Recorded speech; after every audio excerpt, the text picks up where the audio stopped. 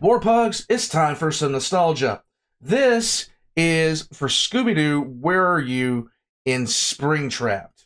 Now, this was made by Eagan Tilghman, if I'm saying that right, and it was requested by Goji.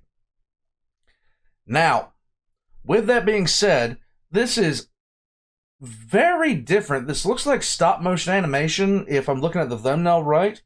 I hope it is, because I really am a fan of that. But if it's not, okay. The one person that I know of that does stop-motion animation for YouTube is Moonlight Animations, and I really enjoy what he does. So we're going to check this out. If I'm right about it being stop-motion, great. If I'm wrong, I'm stupid. You guys already know this. All of his links are going to be in the description down below, so I highly recommend that you check this out. Thank you, Goji, for recommending this. This is going to be a little trip down nostalgia road. It's back to the good old tales of just a stoner and his really, really second contact high dog. I mean, you didn't really think the Great Dane was talking, did you? No, they were just blitzed. Anyhow. Oh. It keeps on doing this. Every time I try to record, it keeps on restarting. I don't know why.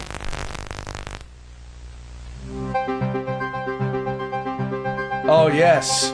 The good old 60... The what? Tilghman. On video. The 80s, yes. I like it so far. Where are you? We got some work. Oh, God. Where are you? We need some help from you. Nice. Come on, Scooby-Doo. I see you. You got silver. You're not here with me, 'cause I can see the way you shake and shimmer. You know we got a mystery to solve. So Scooby, are you ready for your act? Don't hold back. Scooby-Doo, if you come through your I love it so far.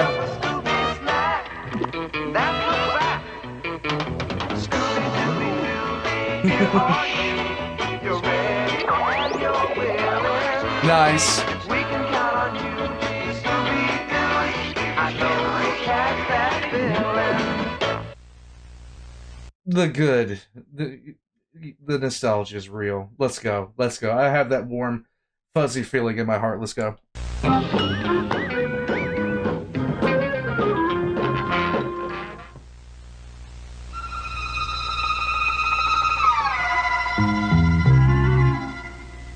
Freddy Fazbear's Pizza.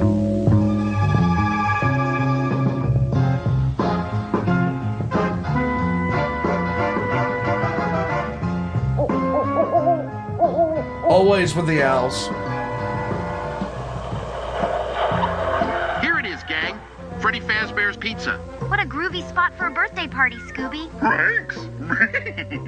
Like I can already taste the chocolate-covered anchovy pizza. All right, gang, let's unload.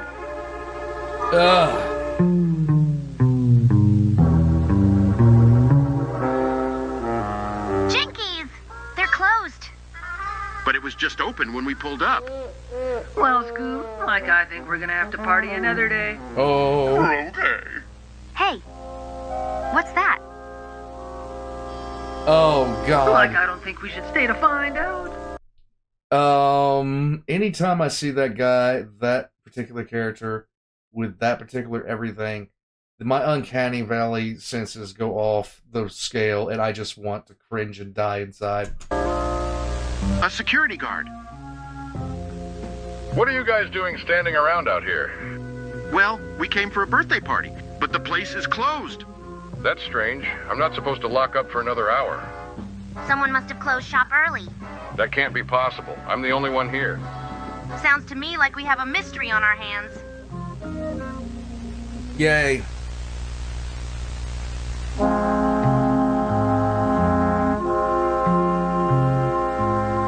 Here, you guys can set up camp in my office. You sure run a tight ship around here. Burglars must really like pizza. It's not the burglars I'm after. It's what's already inside. What do you Oh. mean, inside? Here, I'll show you. Creaky camera remote. Yep. That's quite the security system. You see, our animatronic band has been acting funny. During the day, they sing just fine. But at night, he just doesn't want to stay put. I'm sure that bunny has left quite the bunny trail. We should keep an eye out for clues. Oh, yeah. Already on it, Fred. Look at this. Why, that's Mr. Henry Emily, the owner of the restaurant. I wonder who the other man is. I'm not sure. But whoever he is, it looks like he's wearing a bunny costume. Oh. I'm sure Scooby can help us sniff it out. Wait a minute. Where are Shaggy and Scooby?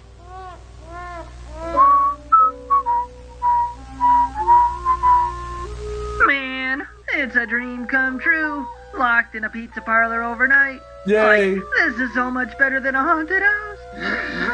That's what they are. Let's find the kitchen, Scoob.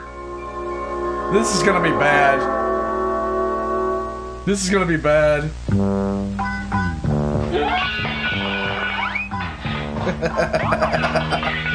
This is so well done. I love it. Raggy.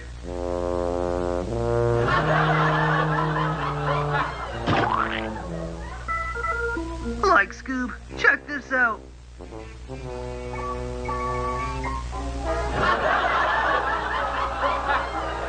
Pizza sauce. You just walking on that stuff with your furry. You're just walking on that stuff, and you're gonna wind up jumping inside their van, Freddy's van, and you're gonna mess up everything. Well, that's spooky. It's like whoever took all the pizza walked straight through this wall. Like, what would a ghost do with all that pizza?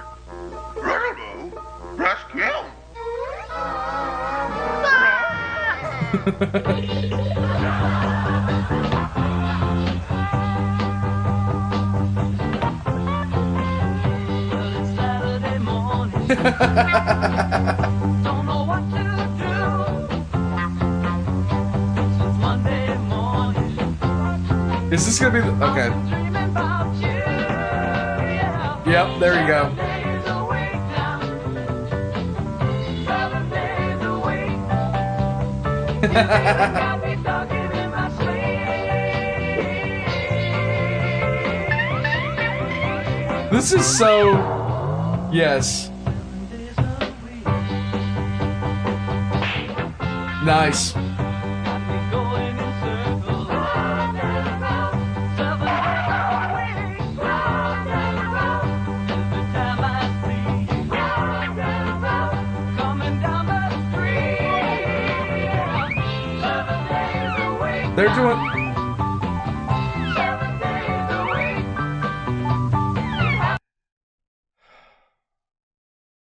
This is absolute nostalgia for me because this you really had to watch the original show before you get any of this.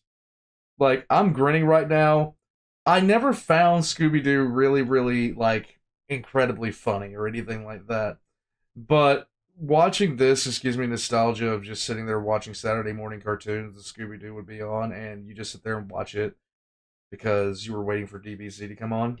Happens every time I see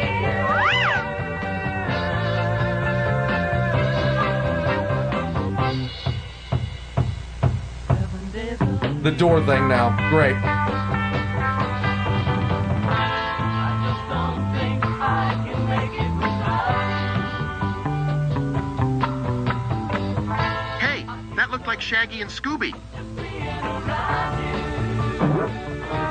Yep, losing the glasses. 7 days a week. Oh, Jinkies. 7 days a week. Oh yeah. Feels so good just being around you.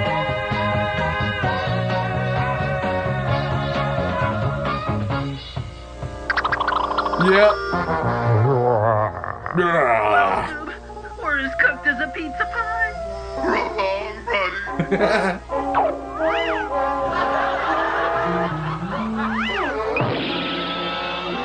Oh. Look, Scoob, I think we we got him. Oh, who is it then?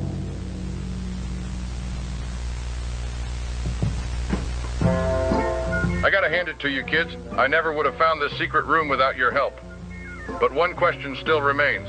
What's going on with that bunny? Why, don't you recognize him? It's William Afton! Yep, Henry Emily's old business partner. William was jealous of Henry's success, so he created the ghost of Springtrap to scare customers away from Freddy's. But I thought the bunny was a robot. He had us fooled for a while, too. But with his patented spring lock technology, he was able to make the suit appear to be a robot by day. And like a totally spooky ghost by night. Yeah. Ah, if it weren't for those faulty spring locks, I would have gotten away with it, too. Mm-hmm. Good going, gang. Another mystery in the books.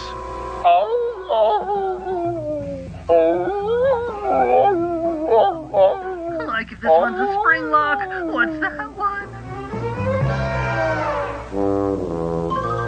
Yeah, there you go.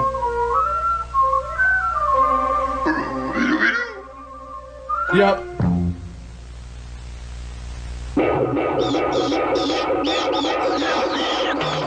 Scooby-Dooby-Doo, where are you? We got some work to do now. Guys, this followed the line, like, of course, this is a little bit shorter than normal, but a normal episode of Scooby-Doo. But at the same time, this followed the exact way that they do pretty much everything. The chase scene, the chases, the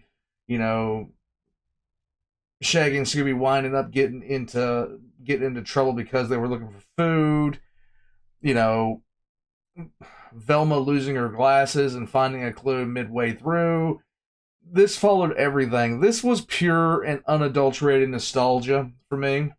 And it was really interesting to see them do this with, like, I kept on expecting things to turn. I kept on expecting things to turn for, like, a very extremely weird and messed up kind of vibe. Like, I expected it. I've gotten so used to stuff like that. But this one stayed true to the way that they actually portrayed these characters back in the original cartoon. And everybody, like, the whole thing was played so straightforward. And some people might not be happy with that, but if you're not, then that's completely fine. This works for me on a whole different level just because of these characters. I'm seeing them in a new story, a new story about something that's more modern, which is Five Nights at Freddy's. I kept on waiting it for it to get, like, gory, or I kept on expecting something would be done. It is seriously like an actual episode of Scooby-Doo. It just blows my mind. It just blows my mind that this guy did it like this, and he stays so true to the adaptations of the character. And yeah, the original Scooby-Doo was not. It was more of. There was comedic elements to it, but I never really found Scooby-Doo funny. I never really did. My sense of humor was different than people that did. But this is the way they would portray it. So this actually felt like watching an episode of Scooby-Doo when I was a kid. I have nothing but good things to say about that. And the thing about it is, I just kept on expecting it to turn horrific. I kept on expecting that to happen, and it didn't. Which I'm kind of glad for. There's so many other things that I have seen that have been, normal, par for the course, when somebody adapts them for their own thing, and then suddenly it turns horrific, like Smile for My Little Pony. I remember watching that the first time and wondering what in the world people had sent to me, and then I was like laughing like a maniac because it turned so dark so quick, and then one of the ponies is throwing a spirit bomb at the other one, and I just didn't know what to say about it.